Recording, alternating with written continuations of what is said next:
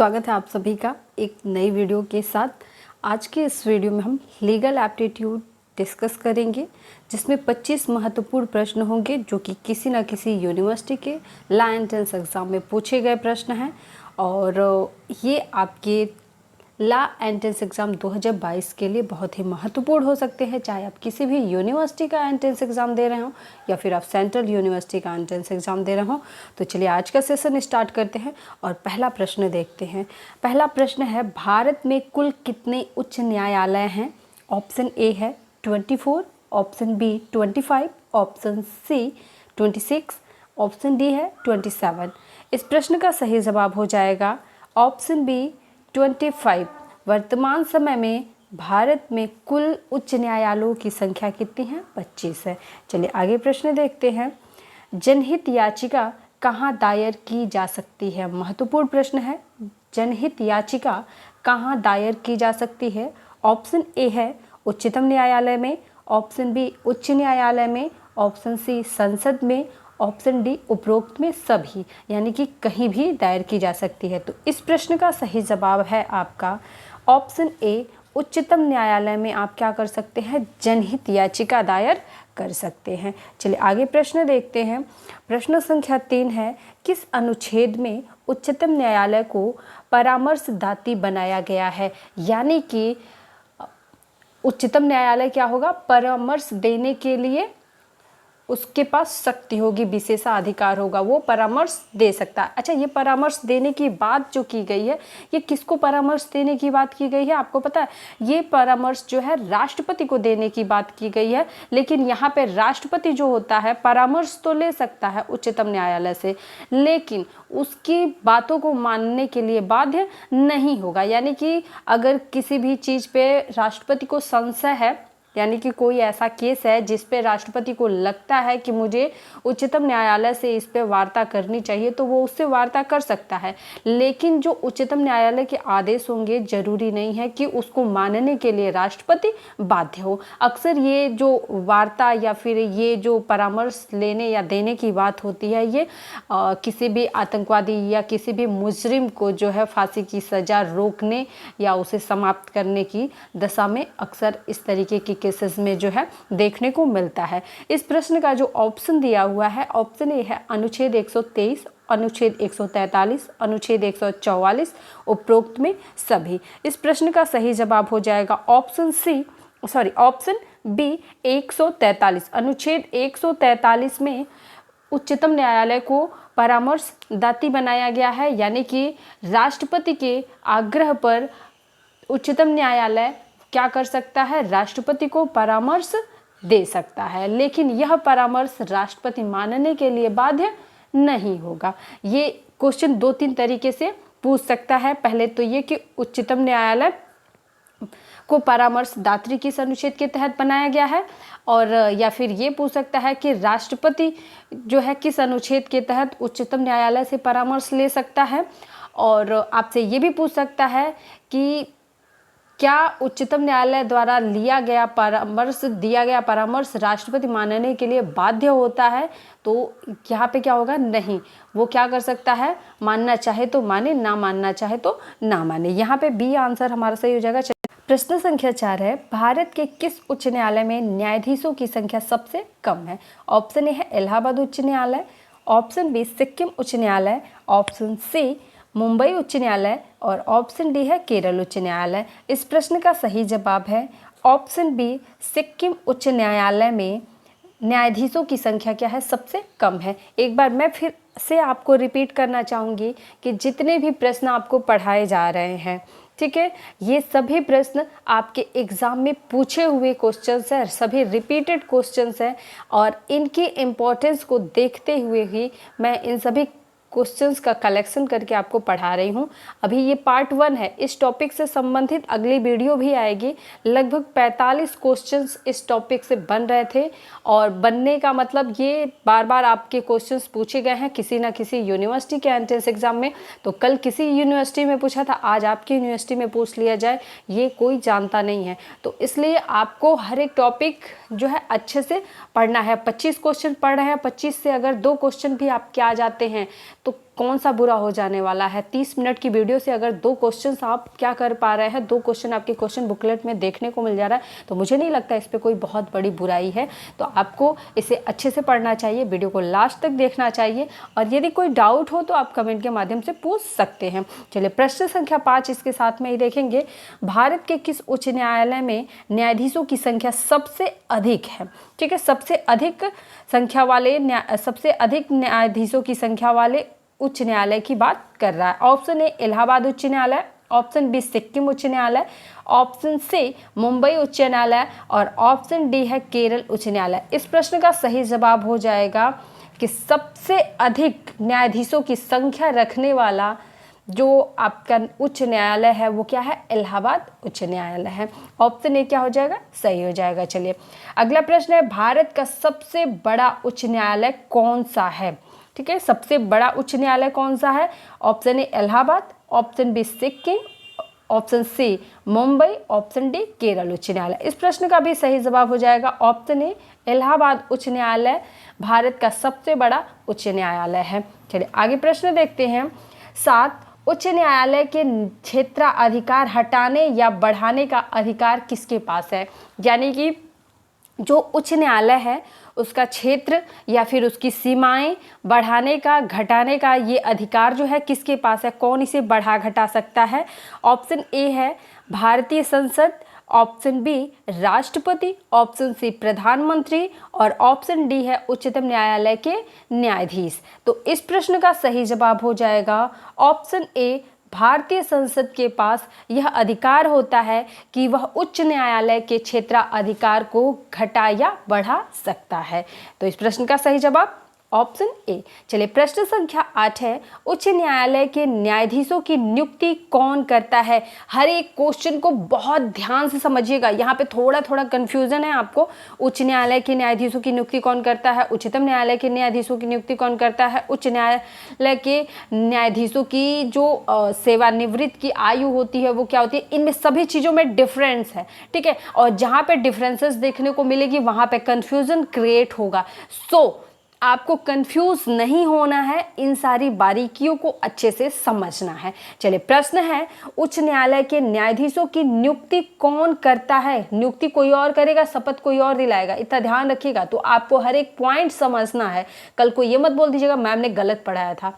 ठीक, option A है राज्यपाल, ऑप्शन बी राष्ट्रपति, ऑप्शन सी प्रधानमंत्री, ऑप्शन डी उच्चतम न्यायालय के न्यायाधीश। ठीक है, तो यहाँ पे आपको प्रश्न दिया है उच्चतम न्यायालय के न्यायाधीशों की नियुक्ति कौन करता है? तो जब भी नियुक्ति की बात आपसे की जाएगी, ठीक है, तो नियुक्ति कौन करता है? उच्चतम न्यायालय के न्यायाधीशों की। यहाँ पे आपका सही आंसर हो जाएगा ऑप्शन बी राष्ट्रपति। ठीक है, राष्ट्रपति क्या करते हैं? उच्चतम न्यायालय के न्यायाधीशों की नियुक्ति करते हैं। चलिए आगे प्रश्न देखेंगे। प्रश्न संख्या 9, उच्च न्यायालय के न्यायाधीशों की उच्च न्यायालय के न्यायाधीश कितने आयु तक अपने पद पर रह सकते हैं? यानी कि उच्च न्यायालय के न्यायाधीशों की जो सेवानिवृत्त की आयु होती है, सेवानिवृत्त की यानी कि रिटायरमेंट की जो एज होती है वो कितनी होती है? Option A 65, option B 62, option C 60, और ऑप्शन डी है 72 ईयर्स। मुझे पता है आप में से बहुत सारे स्टूडेंट्स ऑप्शन ए को चॉइस कर चुके होंगे, पर मैं यहाँ पे बता दूँ कि आपके द्वारा दिया गया जवाब बिल्कुल गलत है। यहाँ पे ऑप्शन बी क्या हो जाएगा? इस प्रश्न का सही जवाब हो जाएगा option B is right answer. उच्च न्यायालय के न्यायाधीशों की आयु क्या होती है? रिटायरमेंट की आयु क्या होती है? 62 वर्ष होती है। जी हाँ, बिल्कुल आपने सही सुना। उच्चतम न्यायालय के न्यायाधीशों की रिटायरमेंट की एज 65 ईयर होती है, लेकिन उच्च न्यायालय के न्यायाधीशों की रिटायरमेंट की एज जो होती है वो 62 वर्ष होती है। ये डिफरेंस आप समझ लीजिएगा। उच्च न्यायालय के न्यायाधीशों की रिटायरमेंट की आयु कितनी? 62 वर्ष, और उच्चतम न्यायालय के न्यायाधीशों की आयु कितनी? 65 वर्ष। तो इस प्रश्न का सही जवाब ऑप्शन बी हो जाएगा। चलिए आगे प्रश्न देखेंगे, और सारे जो भी अंतर हैं इन सारी चीजों में उसको भी नोट करते हुए चलिएगा। 10वां प्रश्न है, उच्च न्यायालय में प्रथम महिला मुख्य न्यायाधीश कौन थी? ठीक है, यहाँ पे मुख्य न्यायाधीश की बात की जा रही है। पिछली वीडियो में भी मैंने आपको पढ़ाया था कि उच्चतम न्यायालय की, मैंने वहां पे उच्चतम न्यायालय की बात की थी। यहाँ पे आपको क्या बोल रहा है? उच्च न्यायालय में प्रथम महिला मुख्य न्यायाधीश कौन थी? ठीक है, यहाँ पे ऑप्शन है ए सरोजनी नायडू, ऑप्शन बी सुनंदा भंडारा, ऑप्शन सी फातिमा बीबी और ऑप्शन डी है श्रीमती लीला सेठ। इस प्रश्न का सही जवाब है ऑप्शन डी, श्रीमती लीला सेठ उच्च न्यायालय में प्रथम महिला मुख्य न्यायाधीश थी। चलिए, प्रश्न संख्या 11 है, किसी न्यायाधीश को एक न्यायालय से दूसरे न्यायालय में भेजने का अधिकार किसको है। ठीक है, बहुत ही महत्वपूर्ण प्रश्न है और इंटरेस्टिंग प्रश्न भी है कि किसी न्यायाधीश को एक न्यायालय से दूसरे न्यायालय में भेजने का कार्य किसको है, किसके पास ये अधिकार होता है कि एक न्यायालय से उसको क्या करे, प्रमोट करे या उसको क्या करे, बिना प्रमोट किए ही दूसरे न्यायालय में भेजे, हस्तांतरित करे एक स्थान से दूसरे स्थान को, यानी कि एक न्यायालय से दूसरे न्यायालय को। ऑप्शन ए है भारत के संसद के पास ये अधिकार होता है, ऑप्शन बी राष्ट्रपति के पास ये अधिकार होता है और ऑप्शन सी है प्रधानमंत्री के पास ये अधिकार होता है, ऑप्शन डी है राज्यपाल के पास यह अधिकार होता है। तो इस प्रश्न का सही जवाब है ऑप्शन बी, राष्ट्रपति के पास यह अधिकार होता है कि वो किसी भी न्यायालय के न्यायाधीश को एक जगह से दूसरे न्यायालय में शिफ्ट करे। ठीक है, तो इस प्रश्न का सही जवाब ऑप्शन बी। चलिए, अगला प्रश्न है 12वां, भारत का चलित न्यायालय किसका मानसपुंज माना जाता है। ठीक है,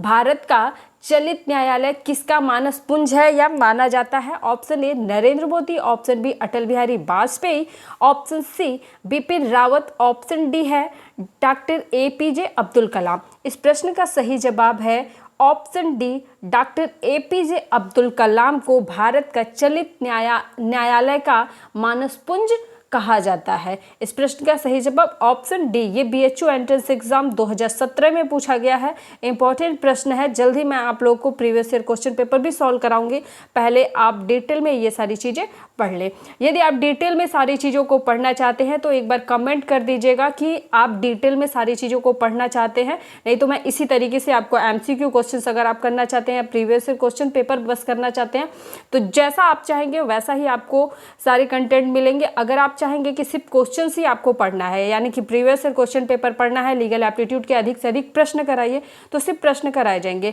लेकिन अगर आप थियोरेटिकल पर्सन भी पढ़ना चाहते हैं, यानी कि आप जो भी इसका पोर्शन है थियोरेटिकल, मतलब कि जो भी आप इसको डिटेल में पढ़ना चाहते हैं, तो आपको डिटेल में पढ़ाया जाएगा। आफ्टर देन उससे रिलेटेड जो भी MCQ क्वेश्चन होंगे वो आपको कराया जाएगा। चलिए देखते हैं, प्रश्न संख्या 13 है, किस उच्च न्यायालय में सबसे अधिक अस्थायी एवं अस्थायी खंडपीठ हैं। ऑप्शन ए इलाहाबाद उच्च न्यायालय में, ऑप्शन बी गुवाहाटी उच्च न्यायालय में, ऑप्शन सी सिक्किम उच्च न्यायालय और ऑप्शन डी है केरल उच्च न्यायालय। इस प्रश्न का सही जवाब है ऑप्शन बी, गुवाहाटी उच्च न्यायालय में क्या है, उच्च न्यायालय में सबसे अधिक अस्थायी और अस्थायी खंडपीठ है।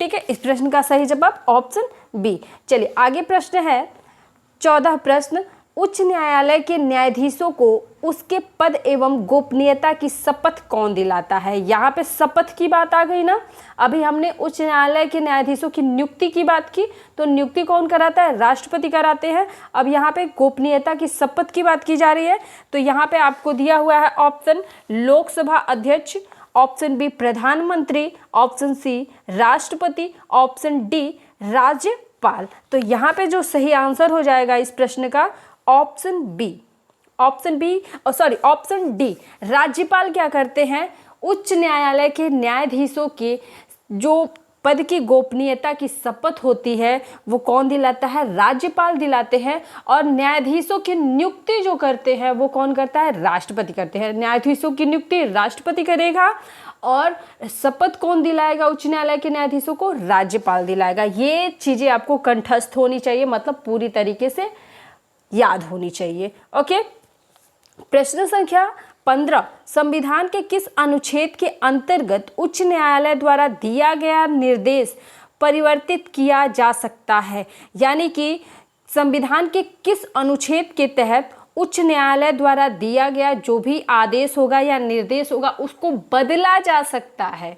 ठीक है, ऑप्शन ए दिया है अनुच्छेद 256, पर 256 क्या है, अनुच्छेद 256 क्या है चलिए कमेंट में बताइएगा अनुच्छेद 256 क्या है। ये बहुत ही इम्पोर्टेंट आर्टिकल है, बहुत ही ज़्यादा इम्पोर्टेंट आर्टिकल है। जल्द ही मैं इस टॉपिक से रिलेटेड भी आप लोग को वीडियो प्रोवाइड करूंगी, क्योंकि 3 ही मात्र ऐसे आर्टिकल्स हैं जहां से निश्चित तौर पे एक क्वेश्चन तो पूछा ही जाना है आपसे, तो वो जल्दी ही मैं आपको पढ़ाऊंगी। अनुच्छेद 153 ऑप्शन बी दिया है, ऑप्शन सी है अनुच्छेद 32, ऑप्शन डी है 226। अनुच्छेद 32 जो है ये आपका फंडामेंटल राइट में आता है, और यहाँ पे जो इस प्रश्न का सही जवाब हो जाएगा वो हो जाएगा ऑप्शन डी, यानी कि अनुच्छेद 226 के अंतर्गत संविधान में यह प्रावधान किया गया है कि उच्च न्यायालय का जो भी निर्देश होगा या आदेश होगा उसको बदला जा सकता है। समझ में आया? अगर नहीं समझ में आया तो कमेंट करिएगा, अगली वीडियो में इस प्रश्न को इंक्लूड करके आपको फिर से समझा दिया जाएगा। प्रश्न संख्या 16 है, किसी राज्य के उच्च न्यायालय के न्यायाधीशों के वेतन एवं भत्ते का संबंध किससे होता है? समझिए कितना महत्वपूर्ण प्रश्न पूछ रहा है कि उच्च न्यायालय के न्यायाधीशों के वेतन एवं भत्ते, यानी कि जो न्यायाधीश को वेतन और भत्ता मिलता है वो इसका संबंध किससे होता है, यानी ये किसके द्वारा प्रोवाइड किया जाता है।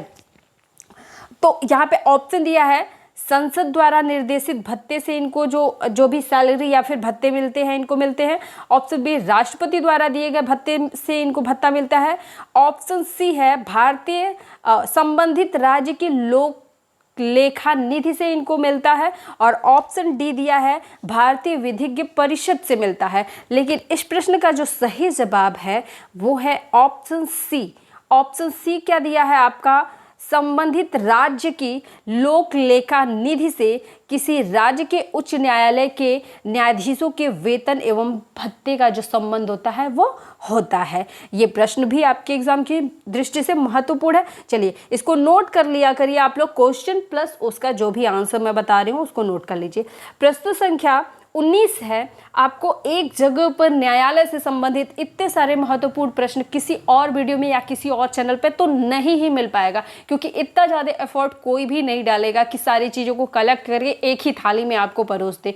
ठीक है, तो अगर मिल रहा है तो इसे छोड़िए मत, अपनी तैयारी को और भी अच्छी तरीके से पावरफुल बनाइए और सारी चीज़ों को खुद के नोट से अपने हाथों से बनाइए, क्योंकि जब आप अपना एफर्ट डालोगे ना तो वो चीज़ें बहुत ही बेहतर रिस्पॉन्स करने वाली है। हो सकता है मैंने 45 क्वेश्चन तो इंक्लूड करके रखा है, सारी चीज़ें कलेक्ट करके रखा है, पर आप कुछ और क्वेश्चन, नए क्वेश्चंस को भी देख पा रहे हो, या आपने कभी कोई और एग्जाम दिया हो जिसमें इससे संबंधित कोई प्रश्न देखा हो, तो आप उन प्रश्नों को भी यहाँ पे कलेक्ट कर सकते हैं और टॉपिक वाइज चीज़ें पढ़ेंगे तो कोई चीज़ हमारी छूटेगी नहीं। प्रश्न संख्या 19 है, संविधान का संरक्षक एवं व्याख्याकार कौन है?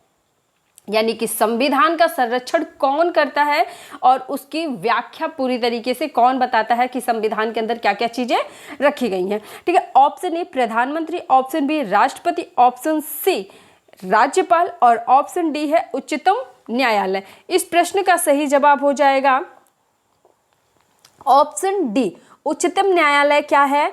संविधान का संरक्षक एवं व्याख्याकार है। ठीक है, तो इस प्रश्न का सही जवाब ऑप्शन डी। प्रश्न संख्या 20 देखेंगे, संविधान का संरक्षक एवं व्याख्याकार कौन है? सॉरी, ये क्वेश्चन रिपीट हो गया है।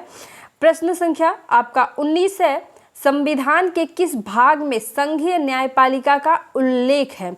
संविधान के किस भाग में संघीय न्यायपालिका का उल्लेख है? ऑप्शन ए भाग 5 में, ऑप्शन बी भाग 8 में और ऑप्शन सी है भाग 7 में, ऑप्शन डी भाग 22 में। चलिए आपसे मेरा एक कमेंट है या फिर आपसे एक क्वेश्चन है कि संविधान में वर्तमान समय में कुल कितने भाग दिए गए हैं? सभी भागों के विषय में बताइए, बस इतना ही बताइए कि कुल कितने भाग दिए गए हैं। ठीक है, कमेंट करके जरूर बताइएगा कि वर्तमान समय में संविधान में कुल कितने भाग दिए हुए हैं।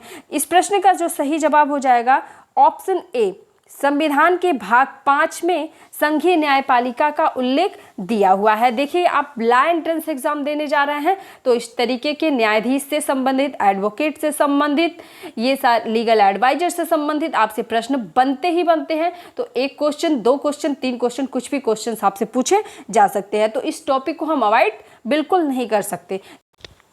प्रश्न संख्या 20 है, किस अधिनियम के अंतर्गत उच्चतम न्यायालय की स्थापना हुई?